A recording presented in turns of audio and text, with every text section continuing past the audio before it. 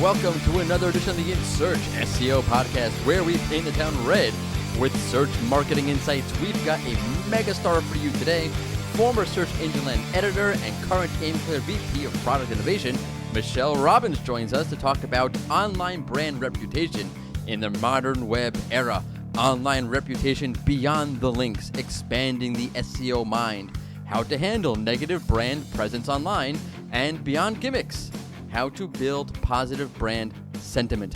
Plus, we go into what might be a new way of Google rolling out its algorithm updates. I am your host, Morty Oberstein, and I am joined by the auspicious, the jocular Sapir Carabello.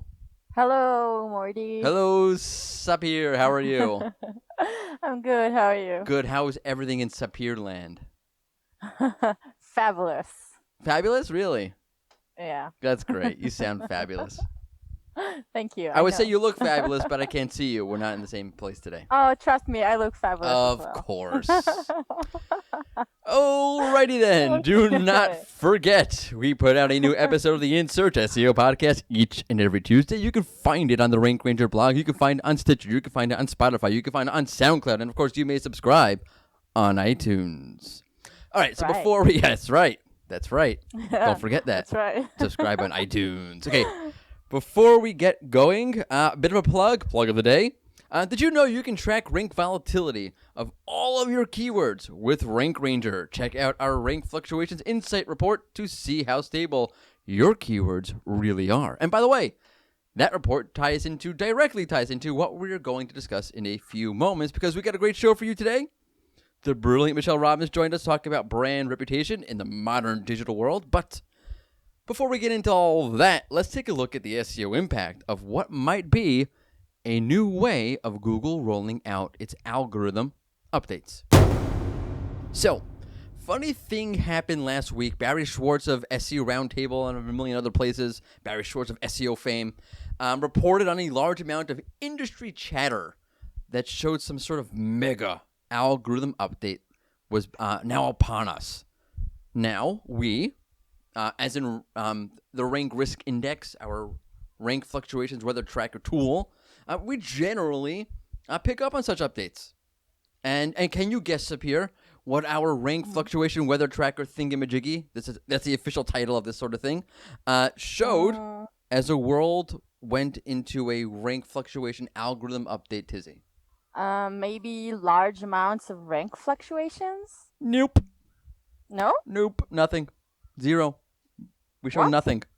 I mean, we showed there was a graph there, but it didn't show any spikes. Really? Yep. And it wasn't just us. It was all of the weather tracker thingamajiggy tool thingies. Wow. Seriously? Yep. How can that be? It's bizarre. It's bizarre. Yeah. It was so bizarre, it got a rare occasion of the merging of Rank Ranger minds to come together and think, like, what's going on here? There was so much brain power in that room. There was so much brain power during that brainstorm session. You could have lit up, like, yeah, I don't know. I'm sure. Yeah, like enough to light up the east coast of the U.S., for, like, I don't know, 3 seconds. All that brain power. So good. Mm-hmm. So, with all that brain power, we came up with some very good, some very solid speculation. Okay. Yep. Yeah. Highly speculative answers to why the tool showed nothing, yet the chatter was through the roof. Okay, but what's the speculation then? Don't leave me hanging. Small movement. We looked at a ton of different keywords. Yep, small movement. Oh, okay, we sat down, we analyzed keywords, and we did all the SEO research thing that we do.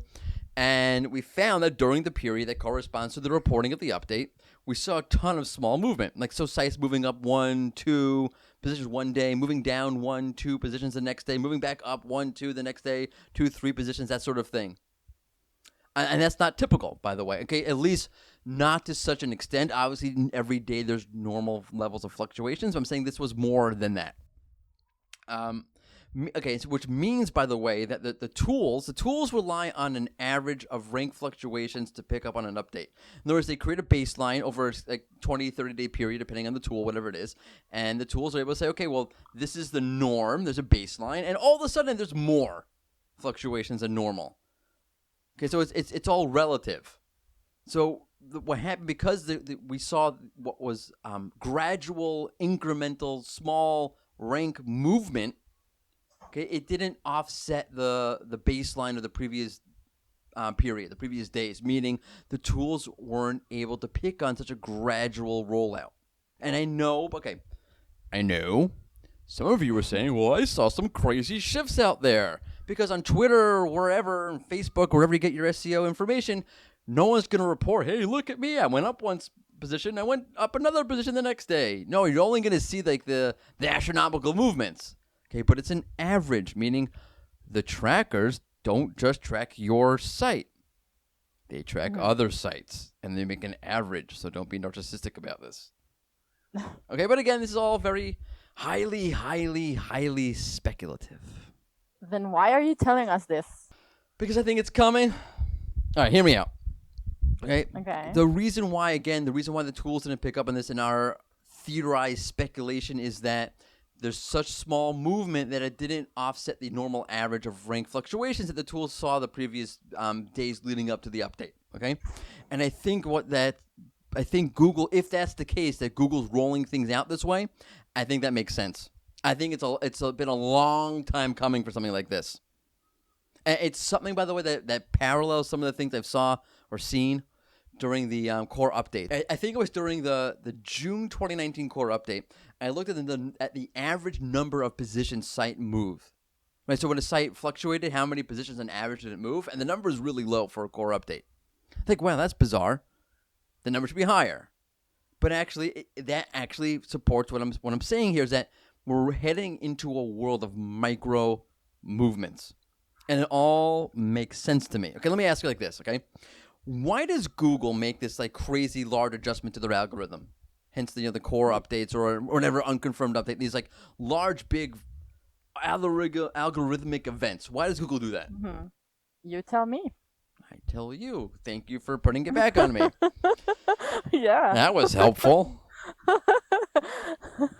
I thought you were going to handle this part of the show, but I guess not. I'm just gonna, yeah. All right, so I'll do it. Yeah. Okay, so let's look at it. Okay. Big change means that there was something big that had to be corrected. That's why there was a big update. Something big needed to be corrected. That's one possibility. There's only two possibilities, okay? Either Google said, you know what, whoa, we've really been messing this up. We need to make a big correction. Or they've been chunking a lot of smaller changes and in aggregate are making one big change. Those are the two possibilities. And both of them suck. Okay, if you make a big change, it means that you've been showing users, I want to call them bad results, but like the non-optimal set of search results in some cases, which you don't want, right? Obviously, you don't want to have to make a big change because it means there was a big problem. Mm-hmm. Okay, so that option is bad. Google doesn't want to have to make a big change because it means there was a big problem beforehand. So great. Now, if Google waits, the other option, and saves up a bunch of smaller changes and unleashes it all as part of one giant tsunami of rank changes, then the same thing. And all of those users looking for those searches that were updated and changed were getting results that weren't so great. Huh. Which Google does. That's also not the best situation. What is the best situation? Yeah. Yeah. No, you're supposed to give me an answer. Yeah. Yeah. Yeah. Continue. The best situation would be if Google were to constantly make small changes so that you wouldn't have to wait in conglomerate for all these small changes to be put into effect. They'd be happening almost like in real time. Now, obviously, that would possibly be more resources and be harder for Google to do that. It's easier to maybe just roll out at one time. But I'm talking about what the goal is. The goal would be small changes constantly happening so that the SERP is being tweaked almost in real time so that users aren't getting bad or poor or less quality results and have to wait for an update in order to get what they should be getting. Make sense? Mm-hmm. Yeah. Right? Okay. I think what we're seeing here with this weird gradual update is what's happening, and Google's able to now make these small tweaks happen more in real time. That makes sense. That's what Google wants to do. And if we're seeing that here, maybe it's upon us, right? Right. Yeah? You're like, what? I'm keeping up. It's only logical that Google's getting more nuanced with how it approaches understanding content.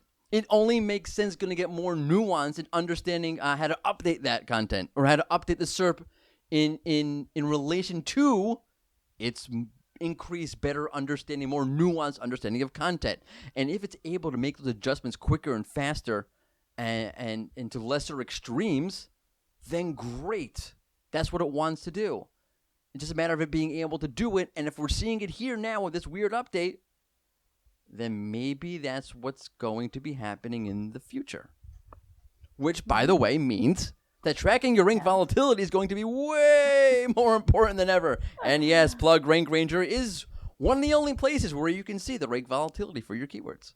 Yeah, you tell them, Morty. Nice promo. Yeah, that's it. I tied it all in. Okay. Yeah. I just sort of sum this up. I think the rank trackers, if what's happening now, this sort of slow, gradual release or gradual changes, and that's what an update's going to look like to a certain extent. The trackers will start picking that up once the baseline changes. Don't freak out. Oh, the trackers are never getting an update right. They will, but it's going to take time just to reset itself, so to speak. And my second point is, and to whatever extent it's already happening, you have small updates each and every day. Yes, but my point is that that's not these big, large updates are not where Google wants to go. It makes no sense. It's what it has to do, it seems like. But if it's able to make smaller, gradual changes to in line with its more gradual, nuanced understanding of content, web content, then it's going to do that. And I think what you're going to see going forward are fewer of these large algorithmic events, these unconfirmed updates that shake up the rankings. Maybe you'll see the core updates find something else. But these unconfirmed updates that are very impactful, I think maybe you'll start to see fewer of them. And what you'll start to see is more and more and more nuanced, constantly changing results. To a larger extent, of course, than what's already happening. By the way, this already happens to an extent. Like, I love when people say, oh, these big updates, but we forget about the gradual rank changes that Google does make. Like, if you look at, over the course of a month, if you track a certain niche, let's say, I track a certain niche. I see it all the time. I'll see, like, for this niche, the rank stability will slowly decline throughout the month, and maybe next month slowly pick back up. It becomes slowly more stable by the end of the following month. So there's already a lot of slow, gradual change happening that no one really talks about. But what I'm saying is I think that it's going to become far more prevalent. And then instead of seeing these massive updates happening, you'll see like a slight uptick, but a much more gradual uptick, a much more nuanced uptick in rank fluctuations, because it only makes more sense, or it only makes sense that Google be able to make more changes quicker, with those changes being smaller and more nuanced. And then that's that. So we're good. Mm-hmm. You're so not impressed by this. No. but nice one, yeah, as usual. Yes, as usual. Very good. It's a major shift in how Google's going to start rolling out updates. I think. Amazing. If it's not happening now, if we're not right about it in this instance, 2, 3, 4, 5, 6 years down the line, that's where this is going. That's what Google wants. I know we're so used to massive updates, but that's not what Google wants to be doing. Fine. All right, let's move out of the Googleverse itself and gain some good old digital presence perspective as Michelle Robbins talks about brand reputation. Cut one. Welcome to another In Search SEO podcast interview. I am completely honored to introduce to you the former editor of Search Engine Land, a prolific industry speaker, and the current VP of Product Innovation at AimClear, the one, the only, Michelle Robbins. Welcome. Thanks. Good morning. How's it going? It's going pretty well. So I have to ask you, as one Star Trek fan too, I'm assuming you're a Star Trek fan because I see all the tweets, and even yesterday you mentioned Data and then mentioned, right? So, favorite Star Trek captain? Oh gosh, Jean-Luc Picard. Really? Is there any other? Kirk? Oh, for sure. And I judge people by their choices. Oh, really? Because I'm a Kirk fan. Of course you are. No, it's nostalgic for me because when I grew up as a little kid watching it with my grandparents, so there was no Jean-Luc Picard. It's nostalgic. I have nothing against. I love Yeah. Jean-Luc. Yeah. He's coming No, that back. makes sense. He is coming back. I'm super excited is super exciting. For his show. It's going to be great. Yeah. I do think there's something to the nostalgia. Because I didn't watch the original Star Trek. I watched Next Generation. Okay. So he was my first, really understanding of Star Trek. And then I went back and saw the original series, and I was like, "What is this madness?" That's exactly what it is. Yeah. Okay, so let's talk about online reputation and thinking outside of the SEO box. And just so the audience who may not be familiar with building your online reputation, because this is generally an SEO podcast, just so we're on the same page, when you talk about online reputation or preventing a reputation attack, what exactly does that mean? For me, and I think this is going to mean something a little different from the way that SEOs typically think about it, it really is brand sentiment. It's what your customers and people that you want to be your customers perceive about you in the whole. And how does that differ than, let's say, like thinking about, let's say, if you're in the SEO world and you want to think you have your brand visibility and you're brand centric. Like, for example, now in the SERP, people are like, okay, so I'm not getting clicks, but people still see my brand, and that's great. Right. Is Right. that a totally different way of thinking about brand, or the two relate somehow? I think they relate. I think that we don't need to silo them and treat them as different because everything combines to form your brand. So every channel, and search is no different from any other channel, right? Right. It's just the ways that you surface your brand and the way that you present your brand in search is the tactics and things you're going to use. While the foundations are the same, they're a little bit different because obviously it can be less visual. There are more things involved, but the brand fundamentals and how you shape your sentiment around your brand are all the same regardless of the channel. So I do want to jump back on building brand sentiment, how you go about doing that. But just to sort of ease the SEO folk into this. So, okay, generally speaking, when we think about online reputation, we're thinking about your backlink profile and things like that, and we don't want any link farm associations and that sort of thing. But you're here to sort of enlighten us a bit. Yeah, because it's funny when you talk about link farms and backlinks and how those impact brand reputation, you're actually talking about what the search engines think of you, not what people think of you, right? Wait, there are people? There are people. I've heard. Okay. I've heard. I haven't seen them on the webs, but I hear they're there. Could all be dogs. Bots. It probably is all dogs. That might be better. Place. Right. That might be better. Exactly. Yeah. So when SEOs tend to think a little too much in terms of what is Google and Bing, what do the search engines think of the brand, and that's when backlinks come into play.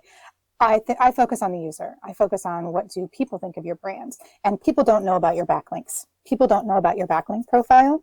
What they know about is what they're reading on Twitter, what they're seeing on Facebook, what there might be in the news, what is surfacing in a search result for your brand, right? That's what people think about your brand, and that's where we should be focusing, because that will trickle down into what the search engines think about your brand. Also true, right? I think there's definitely a deep connection between the two of them. I want to ask you about something we spoke about before we did the interview when we were deciding on the topic, and that's deepfakes. And Right. It's such an interesting topic to me. I was watching a video. It was what's his name? He's a comedian. He does impressions. He was just in It Too, and I can't remember his name. There was a comedian doing an impression of Arnold Schwarzenegger, but it was a deep fake. So it looked like okay. Arnold Schwarzenegger. I'm like, wait a second. Right. I didn't look at the title of the video. Mm-hmm. So I'm just watching this. I'm like, okay, it's Arnold Schwarzenegger and Jimmy Kimmel, but wait, something seems Bill Hader, that's his name. Yeah. And something just looks different. And I can't put my finger on until I realize, okay, this is a deep fake. Exactly. I'm not a stupid person, and I was totally fooled.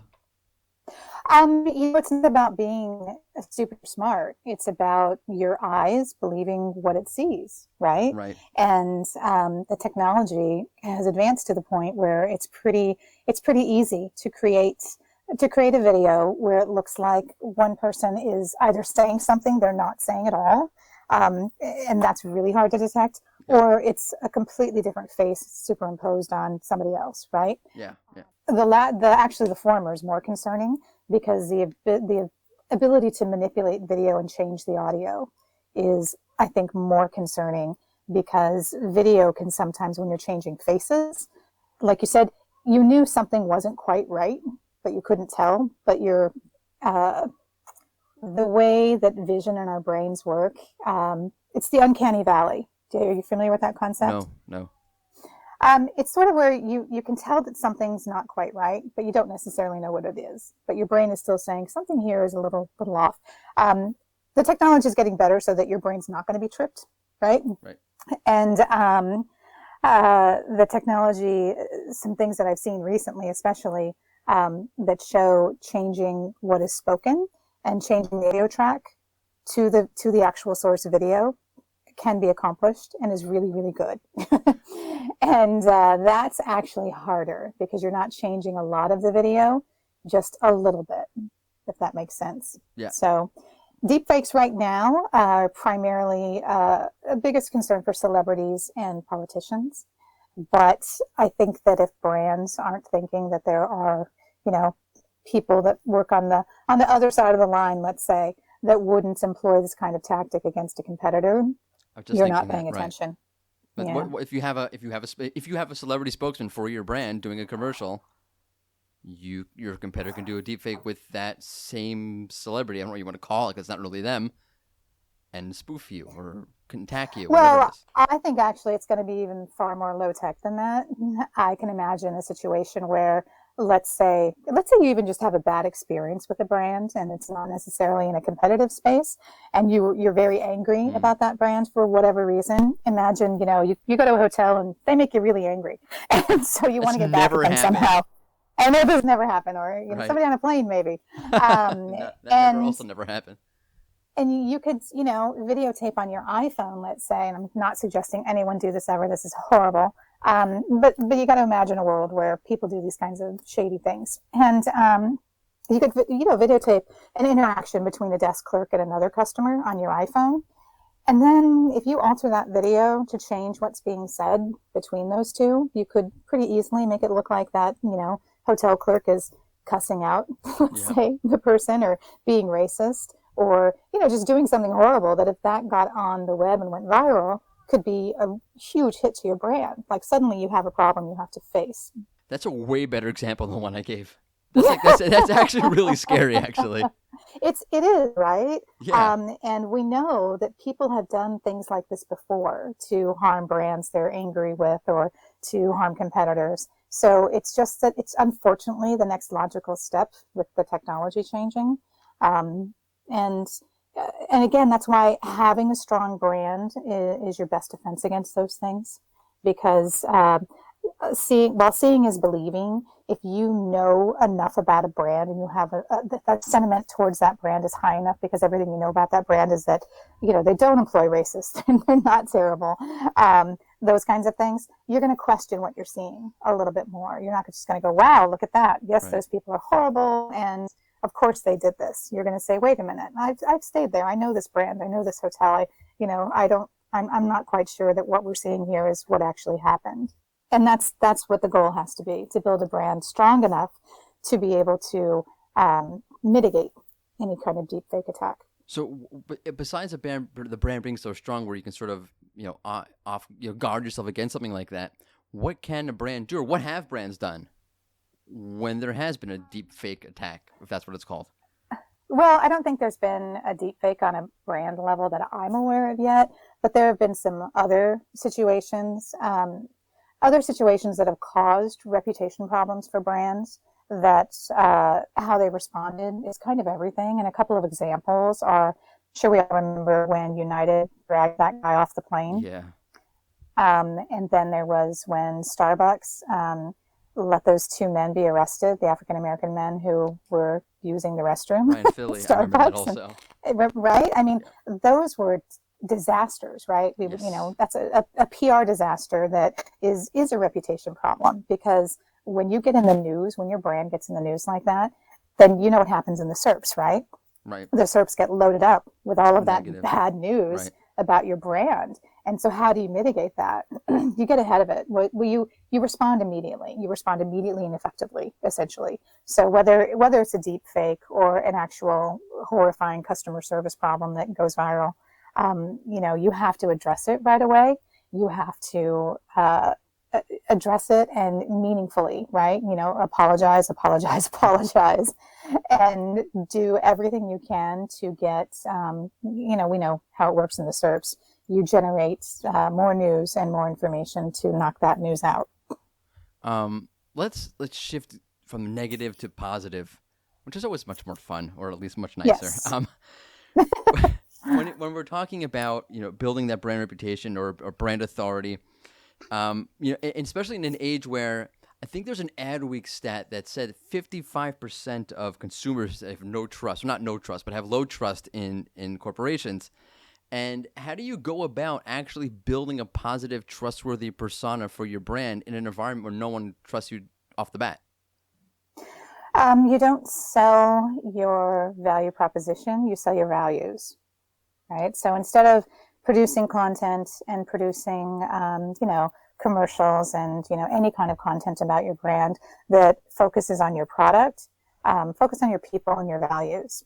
And I think that brands that are doing a great job of this, while actually doing incredible brand marketing, are brands like Nike, the current situation they're dealing with notwithstanding, but they'll weather this. But overall, the way that they advertise, right? Yeah. The way that they promote equality, they promote gender equality, gender parity. The way that they advertise demonstrates the values of the brand overall. Right? When I see a Nike advertisement, I'm not just being like, buy our shoes. It's, it's about a topic. It's about an issue that is meaningful to them and that they do care about, and that they want to be associated with. The Colin Kaepernick obviously is the best example. Yeah. People thought that would be, it's too divisive. This is going to be terrible for them. Hasn't hurt them at all. In fact, they've grown in market share. Another brand is Dove, right? I don't think they call it natural woman, real woman. I know what what you're talking about. Yes. Campaign is called, but a number of years ago, they decided we're going to stop using models. We're going to stop touching up pictures. We're going to show real people in real situations. That's brilliant, actually. Yeah, right. And it makes me think, wow, Dove that's a great brand, right? I mean, if I had, to choose between, I don't know, a given Dove or L'Oreal product, and who knows, they might be owned by the same company, and they probably are, but but knowing Dove's ethics as a company and their values makes me more inclined to purchase from Dove. No, for sure. I feel like they're a real. They could be total opposite of this. This could be totally my associations, but they feel like, wow, they're real people. They have real sensibilities. They're not this like corporate plastic. Right. Yeah. You develop an affinity toward them. And if they're reflecting your brands, right? If you hate equality and you hate real people, you're going to hate these brands. But they're okay and they don't want your money anyway, maybe. I don't know. But that's the thing, right? So it's about your values is less so your value proposition. And I think we're so used to, in marketing on a value proposition like the best price or, the best this or the best that. And we don't think as much about how are we aligning our products and our services with a value statement that will resonate with our target audience. So in as much as it's demonstrating values and ethics, it's understanding which values and ethics are most important to your target consumers. That's really, really, really well said, because I see so many times where, especially in social media, you see that a brand wants to show off that they're warm, they're fuzzy, they're caring, they're people. So they'll do behind the scenes video or tour around the office. And to me, it's so cliche and it's so surface and know what you're doing that I'm not really fooled by it. Whereas this, they could be totally fooling me. Like Nike may not care. I mean, Nike probably has sweatshops in China. I could totally be slandering Nike right now. I have no idea if that's actually true or not. But their presentation or the way they're doing it, there's something substantive to grab onto, and it's so much more effective. I agree. And I think that anytime a brand does take a risk, I think that I'm more inclined to believe that it's genuine. right? Because when on the other side of that, there could be just as much negative. When they go into something knowing people are either going to love this or we're going to get crucified. When they, try something, I tend to think it's more genuine. I don't think it's as craven because I think it's more craven if you're only making the safe choices, right? So if your brand aligns itself with, pet adoption, okay, good job. We all, you know what I mean? It's like that's not everyone, who isn't for adopting pets, right? So I think it demonstrates more if you're stepping into something that is potentially divisive. Think of the Gillette campaign. Did you see the Gillette campaign last year? That was very divisive. I mean, I watch a lot of sports, so even the sports talk shows were all over this. This was like not fun for anybody. Well, except Gillette, right? Right. They weren't actually hurt in the long run. Because what's interesting when you think about it, well, first of all, think about the amount of data that Gillette has on its consumers, on who does the purchasing in the homes, and on who are some of the primary constituents they were looking to target. And they were actually looking to grow their women who buy their female products, their female shaving products. So that was an incredibly smart campaign because if you think that campaign didn't resonate with every woman, every mother, it did. And so I know it upset a lot of men, but I don't think anyone considered maybe they weren't targeting the men. And so maybe it was actually genius. That would be genius. just so everybody knows, I think you correct me if I'm wrong. Maybe you should take over this one. I vaguely remember the commercial. There was like a whole series of men talking about like how what they're doing, like how they're raising their kids is not right, and how we have to like change how men relate to women differently as part of the shaving commercial. I'm totally botching this, right? No. Okay. It was about oh gosh, and I can't think of the tagline. I can see it in my head. The actual campaign, but it essentially was addressing overall the topic of toxic masculinity, right? And it showed young boys being bullied, and it showed a lot of names being called to men calling other men, names to make them feel less masculine, right? And it was about how, we need to stop all that. That's not good for men or women, right? And so it really was about, doing a better job raising boys, if you will. And language is incredibly important, and that's a whole other topic. And so knowing the research and everything on language and men, I think it was fantastic that they did that. I loved it. And I think everyone that got all up in arms about it, well, you're showing your values there. Good job. Now we know you. But it was an incredibly risky thing for them to do. But I'm sure they knew it was risky for one thing. Sure, they had to have known. The message was positive. It really was a positive message overall, even though some people interpreted it negatively. I think people just love jumping on these kind of things and just turning it to giant extremes. And think of all the media they got out of that, right? I don't know what their spend was on it. There's no such thing as bad publicity. But I mean, it was incredible the amount of publicity they got about that. I think it Absolutely. might. I wonder if it surprised them, right? So, and here we are talking about it a year later on an SEO podcast. So good for them. Yeah. But that goes to and if I would be inclined to reward them for stepping out and doing that. So as a consumer, I couldn't tell you what brand of razors we have, but I can tell you that I would be more inclined to buy from Gillette because they did that. I'm happy to reward brands behaving good in the public space. Yeah, me too. Let's take Gillette. That's a good case. So you're a corporation or you're Nike or whoever it is, and you're trying to figure out who your identity is, because it all starts with identity. Who are we and what do we want to do? How do you actually, obviously if you're Nike, it's a totally different process if you're a mom and pop operation, but how do you sit back, how do you formulate, concretize, and then put into action who you are as a corporation, as an identity? That's I know, loaded question. Well, on 1 foot, 30 seconds it's go. Not something you do in a day, right? I mean, well, where do you start? Think about yourself, right? Let's start micro and then we can go out macro, because macro involves a lot of consultants and branding experts and research and things like that. If you're serious about it, but let's start micro. and think about you and just think about your own reputation, right? You probably don't wake up every day and say, okay, today, here's how I'm going to manage my reputation. You don't. Not usually. You have a set of values and a set of ethics, and you live those. You don't talk about them. You don't walk around saying, hey, hi, good morning, I'm not racist, right? Have a sticker. No one does that, I hope. You demonstrate it by the way that you act, the way you behave, and how you live, right?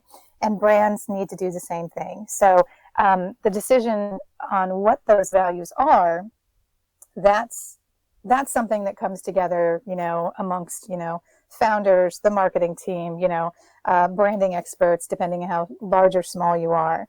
If you're a smaller company, I think that it's actually pretty simple. You think about, here's what our product is. Here are the values that are important to us as an organization. And let's say it is, you want to decide the value statement that we're going to make is we're going to support this. We're going to support women in sports getting equal pay. That's Right. an easy one, right? Mhm. Well, not easy, but that's a value statement. You can decide that's really important to us. Equality is really important to us. It can be a big topic. It can be a narrow topic, whatever it is. Pick a value that you want to align with, and then make sure that everything you're doing in the public sphere, with your marketing, with your product, with your customer service, with your employees, aligns with that value. Whatever the value is you decide on. How you get there, that's incredibly individualistic, right? But the most important thing is that you actually demonstrate it. So to your point, going back to Nike, if we were to find out that there were, children in sweatshops making the shoes, they're going to have a huge problem on their hands again. And I believe actually we did have a problem with that a couple of decades ago. Oh, really? Not good. And they've sorted that out. But if we were to find that out, or if we were to find out that they were in fact actually incredibly racist, even though the Colin Kaepernick campaign aside, they would have a problem on their hands, because then they would be exposed for not living their values, not living their stated values. So when you decide you're going to go out on a value proposition, which everyone should, you have to make sure you're living up to it. And bringing this back to a smaller level, like I said, starting with you. Actually, here's an example that I love to give. Aleda Solis? Yeah, sure, Aleda? absolutely. Yeah, we had her on the Right. podcast like a month or two ago, actually. Perfect. She's amazing, right? Yes, She's absolutely. super One bright of my and favorite super speakers. smart. Yes. Oh yeah, and a really good friend of mine, genuinely lovely human being, right? And so everything that we know about Aleda is positive, Same thing with, let's say, John Mueller, right? Yep. Everything we know about him, good, honorable, honest, decent guy. Imagine if we saw a video where the two of them were at a coffee shop, and Aleda passes John an envelope, and John says, "We'll fix it up for you" in this video. Right? Just Right. Imagine seeing this video. What would you think? What would your initial reaction be? I mean, this is terrible, horrible. What's going on here? I mean, knowing them, I would see like something's not right. Exactly. Your first instinct would be to say, wait a minute. I don't think this is what we think it is. Let's find out. You'd want more information. You wouldn't immediately think, well, of course that's happening, right? Because their reputations are so strong that what we know about them would make us question that situation. That's where every person and every brand needs to be. We need to develop a strong enough reputation in whatever communities that we're in, as brands, as people, that when something like that happens, it's easier to address because it seems so unlikely. Do you mean like so strong that, as if to say, because I feel like people are very, very easily convinced of nonsense all the time. I'm a cynical person. I understand it. But do you mean that it's so strong that it even overcomes that? I think it's so strong that people are willing to question it. Okay. Right? I mean, if there are always going to be people who are going to want to believe a certain narrative, right? Like in the situation, in the completely untrue. Let's get that out there in case this podcast ever gets chopped up, and the only thing people hear is Aleda Solis handed John Mueller an envelope. This didn't happen. It never happened. But the point is that you're willing to question it, right? That there might be a segment of the population who believe in like a lot of conspiracies about Google and about, people that are known in the industry, and they're going to be like, yes, I knew it. Of course that's happening. Vindication. And they're going to take it and Yeah, and they're going to take it and run with it. If your brand is strong enough, they're going to be in the minority, because I guarantee you, if a blog post came out, assailing, Aleda's reputation, there would be tens, if not hundreds, of people lining up behind her to knock that down and say, no, this is completely untrue. She has more advocates than she has detractors. And as a brand, that's also something you should, not as people necessarily, unless you're terribly concerned about all of this, but something that brands should be doing is social listening, right? There are a lot of tools out there that enable the ability to understand what people are talking about in general, what is the sentiment towards your brand in general, and then you should always be optimizing towards a positive sentiment, right? Yeah. So as brands, you should be monitoring what's happening in the marketplace, and if it turns out you do discover there's this pocket of detractors over here, address them. Don't just write them off, right? Kind of address it head on, and keep building your brand towards positive sentiment, so that pocket becomes smaller and smaller. Do you have to be careful when you address it, though? Because you can come off as being, perhaps aggressive or, overly sensitive. And how do you go about doing that? I didn't say directly address it. There are lots of ways you can address things without directly addressing the person or the individuals or the incident, right? Mm-hmm. And that goes to, I'm trying to think of a quick example of how you would address a given situation. Basically put out information, or resurface something the brand has done that flies in the face of whatever you're being accused of, right? That's actually your best defense, is having built up a history of, wait a minute, I know this didn't happen because there's all these years of this. Which actually goes to the point about a brand is not built in a day. A brand is not built in a month. A brand is not built in a year. Building a brand is a long-term strategy, and it's a long-term play. And it's why when we look at the search results, and I know for years, it was talked about more a few years ago, I think, that, Google has a brand bias. Google has a brand bias. Google doesn't have a brand bias. Google has a data bias. And the reality is there is more data about large brands out in the world for the engine to consume across a variety of devices, interactions, data streams. Think about everything that Google has access to about a brand. It's not just their website, right? They have more signals. They have more data. People talk about brands more, It's really hard to enter a market as a new brand. And so you have to go the extra mile. You have to double down on paying across all channels, right? And people get very upset about that. Well, we have a better widget, therefore we should have better sales. Right. It's just not how it works, right? It's just like your website. Your website exists in a vacuum until you drive people to it. Your widget exists in a dark corner on a shelf somewhere until people know it exists. Right. And so it's up to you. You lack trust. No one knows who you are. Yeah. And you have to build trust, right? So you have to build your brand. You have to build trust. And it takes a long time. You have to be in it for the long run. I think I remember, I don't know what the stat is anymore, but, a long time ago, back in my day, when I was in college, I remember hearing that you have to expect to lose money for the first 5 years as a new brand. You have to be able to weather 5 years of losses. And yeah, that sounds crazy, right? But again, you're in it for the long haul, unless you're, selling the Hairdini or something, right? Something that's a quick, let's sell as many as we can and then we're out, which is a different thing. You're not building a brand, you're selling a product. Right. That's it. Infomercials don't count. No, they don't. So I have to tie this into SEO, which you've already tied into so many times and so well, which I very much appreciate. But do you think the idea of having a strong brand identity, a positive brand identity, ties into Google being able to recognizing you as an entity? Yeah, absolutely. And it goes to all the signals I was talking about. Yeah. There are simply more signals about brands for the engines to digest. Think about Yelp is a great example, right?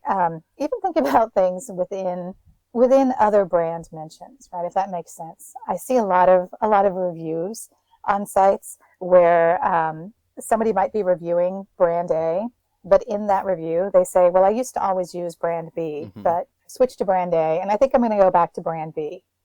Now, that review is about brand A, but brand B is mentioned in there, right?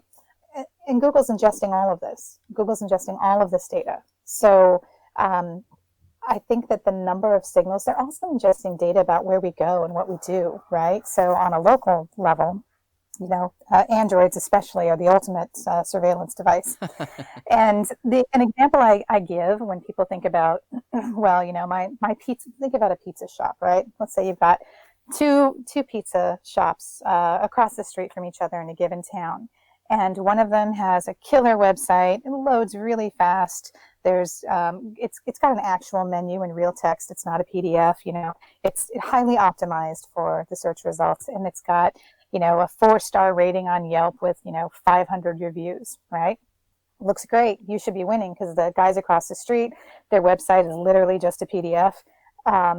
They have maybe 100 reviews on Yelp. Right? But imagine in this town that every weekend or every week that the highly optimized, terrific website pizza shop gets 500 people through the door, and the shop across the street gets 5,000 because the locals know it's better pizza. They don't care about Yelp. They don't care about where you rank in search. They like your pizza. And Google's capturing that, right? Google knows which pizza store people are going into. Yes. Who do you think is going to rank higher when you're searching for a local pizza store? Definitely that hole-in-the-wall shack. Yeah, the 5,000 people through the door is going to mean more. Google's capturing those kinds of signals. That's definitely true. So I think that, we have to broaden our understanding of what we think a Google understands about brands in the world and start thinking more holistically about the channels we operate in instead of just thinking about, what can I do to optimize for a bot? Yeah. No, it's like a funny thing. I don't know what it is about the SEO industry. Maybe it's not just us, but there's like a certain like blinders on where nothing else exists outside of SEO. And even within SEO, things are very linear. Yeah. High search volume keyword, perfect. Does it align to what I'm doing? Not particularly, but does it matter? It's a high search volume keyword, I'll target it. Right. Well, and we don't think about the other things that could be happening that also influence what we're seeing happening in search, right? So let's say you've got a brand who you're not doing anything particularly different from month to month. You've got your standard best practices that you're implementing, keeping an eye on the technical SEO, keeping an eye on, growing links and things like that. And suddenly you see a giant spike in, let's say it's, January or early February. You see a giant spike in traffic. And you're trying to figure out, wow, how did we get all that traffic? What happened all of a sudden? If you're not working with the other people and the other channels for that brand, first of all, you're not going to holistically understand what's happening with the brand, and you're not going to be able to answer that question. My first question, if I saw that, would be, did they do any advertising around the Super Bowl? Right? Right. Because that's going to spike your organic traffic or your direct traffic without you necessarily being involved in that a program at all, right? Because that's a commercial. You may not even know they did it.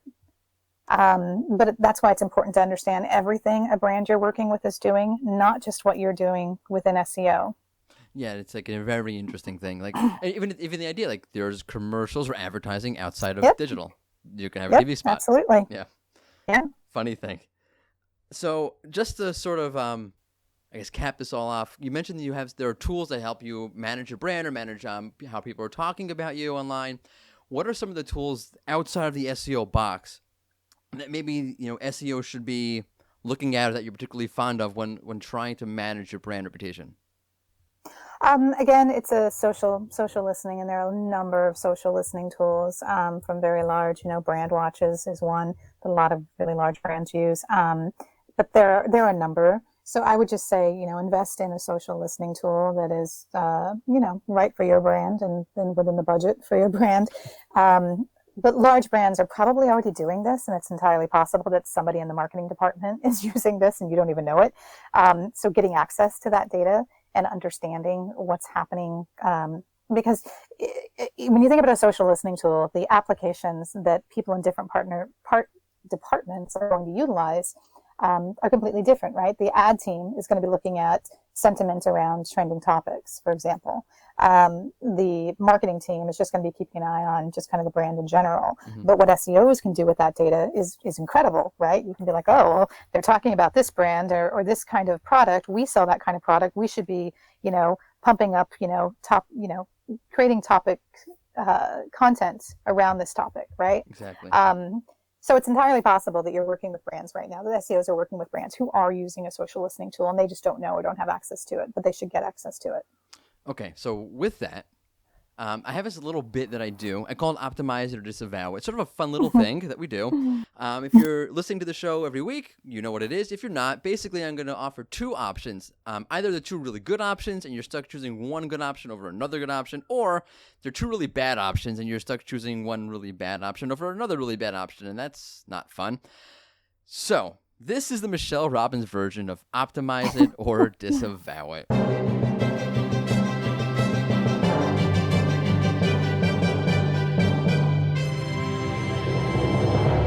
Okay, so it's a zero-sum world. I mean, you could answer it depends. Everyone always tries to do that. But if you could only do one, and that's it, you can either create really awesome video content to build up that brand reputation, or you could disavow spammy links to better your backlink profile. Which would you do? I'm going to take this all the way back to the top of the hour where I said always focus on the user, and I would create the content every time. See, that's what I love about this. I mean, you wouldn't get, but links are everything. No, they're not. Not for users. They're not for users, right? They play an important role, but I think spending time disavowing, unless you have a really, really serious problem with that, that's, no, create the content every time. It's more fun anyway. Yeah. Well, and it's something that's going to benefit you in the long run. It's something that, is going to always exist once you've created it. And it's something that you can leverage across multiple channels, across multiple campaigns, right?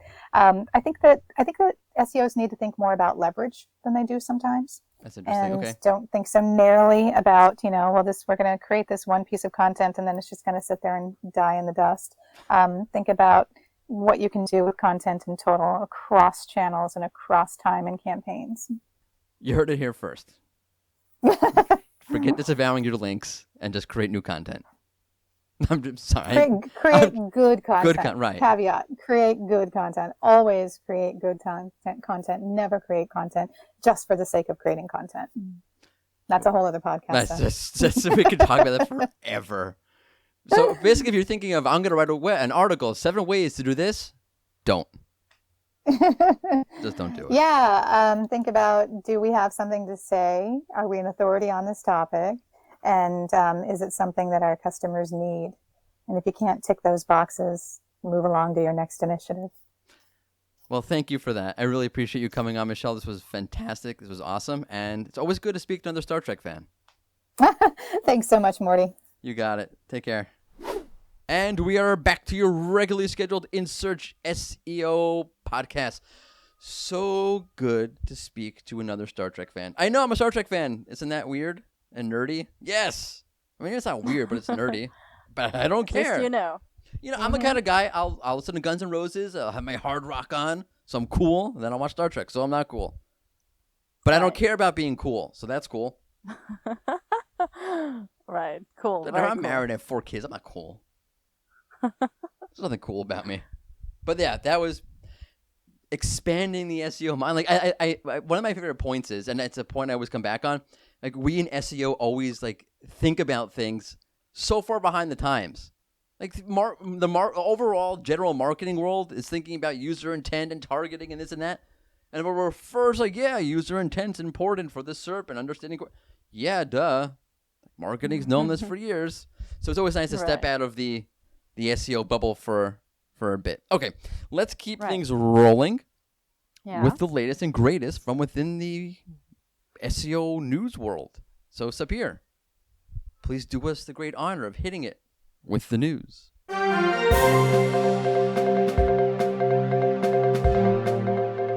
Okay, so Google was seen pulling the featured snippet URL from the organic results. The test meant that the featured snippet URL showed only in the snippet and not a second time within the organic result. Ooh, the horror. Big deal. Mm-hmm. As if people Yeah. were going to the organic results and clicking anyway. They're just using the feature snippet. But no, yeah, I get it. It's upsetting. I get it. Yeah. Okay, let's move on. Google was seen showing multiple results from the same site together in one box, as opposed to the results from the site showing in different positions on the SERP. Google threw them all into one box. Yeah, and I've seen this a couple. I saw someone on Twitter talk about this. I've seen it myself a few times since this happened, where you'll have one result, and like on mobile at least, where I've seen this, it's not like it's a separate result. It's like two chunked together.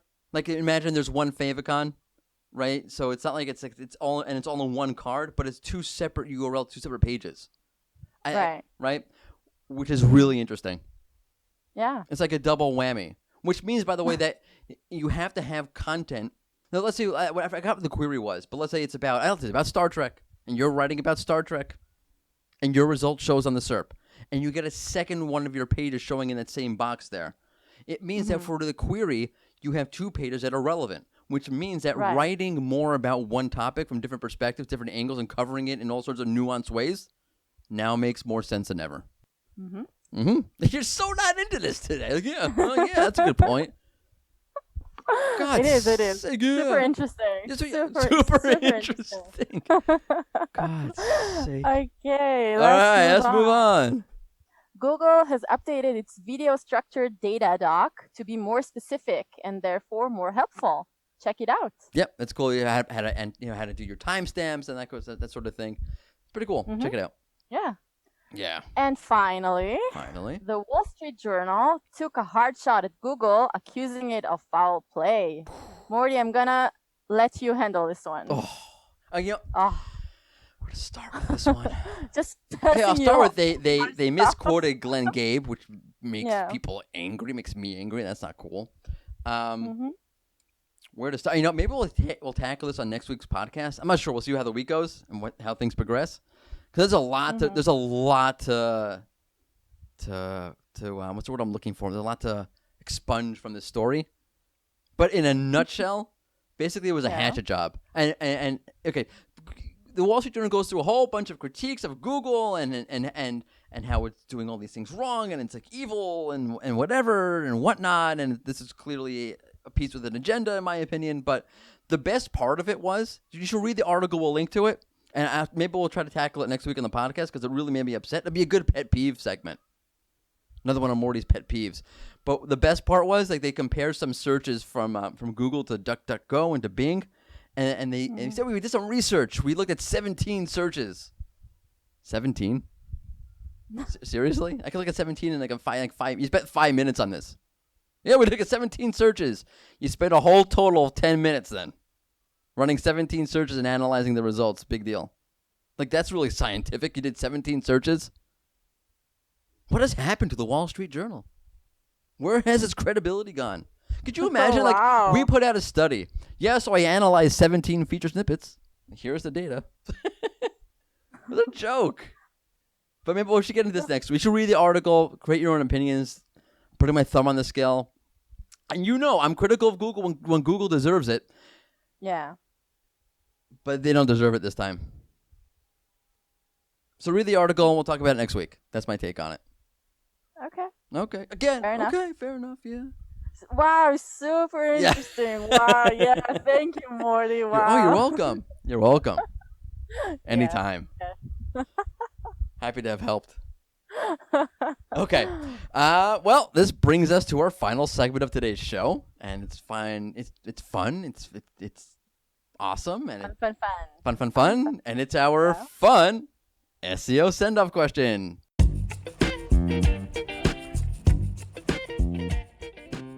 Fun. Do you but before we get started this week, do you have an answer this week? This week what? Do you have an answer to the question? Yeah, I have an answer. Oh, you have an answer? Okay, I'm not... before I ask it. It's a lame answer. Fine. Oh, you take it away. You take it away. Okay, so this week we're asking, if Google ordered takeout, where would it order it from? We've hit a new low. This is really a new low. Oh my god. Okay. My answer. You wanna hear my answer, Morty? No, I asked lame, you if my you want lame. to, if you have an answer, so I could say no. I don't want to hear your answer. I don't know. You can never know. I, for example, don't want to hear your answer. So I already knew that. We all knew that already. To each their own. Okay. Let me Okay, answer. so let's hear. I think Google would order takeout from a Korean restaurant. God, I knew you were gonna say that. We know you love you know Korea. We know you spend why? time in Korea. You love Korea. It's great. Yeah, but like, wait, is there only but there's like, isn't like Korean foods like so diverse? Like, what does that mean? What? I mean, yeah, there's like bibimbap, kimbap, all kinds of stuff. Got it. Okay, so, okay. But I didn't mean to interrupt you. Why would Google order from this Korean restaurant? Because that's what I would have done, and great minds think alike. Well, great That's my minds do think alike, because my answer was Chinese food because I love Chinese food. or because Chinese food has all sorts of spices in there that I can't pick up on, like the MSG or the whatever it is, and there's like these flavors. Like, I wonder what that is, but I can't put my finger on it. Just like I'll tie it in. You look at an algorithm update, or you look at what Google's doing. You're like, something's going on there, but I just can't figure out what's in there. Wow, your answer is even, Deep. Totally deep. Really deep. I was about to say. I really thought about it. Yeah, whatever you say. Because like we had at least like 20 minutes before we did the show to answer this one. Mm-hmm. Because we didn't ask the question until 20 minutes before the show because we couldn't think of a good question. Right. Right. All right. That'll do it for us. Thank you for tuning in. Catch us again next Tuesday for an all-new episode of the In Search SEO podcast, because it's been in search, because we're all in search of something. Thanks so much. Thank you. Bye-bye.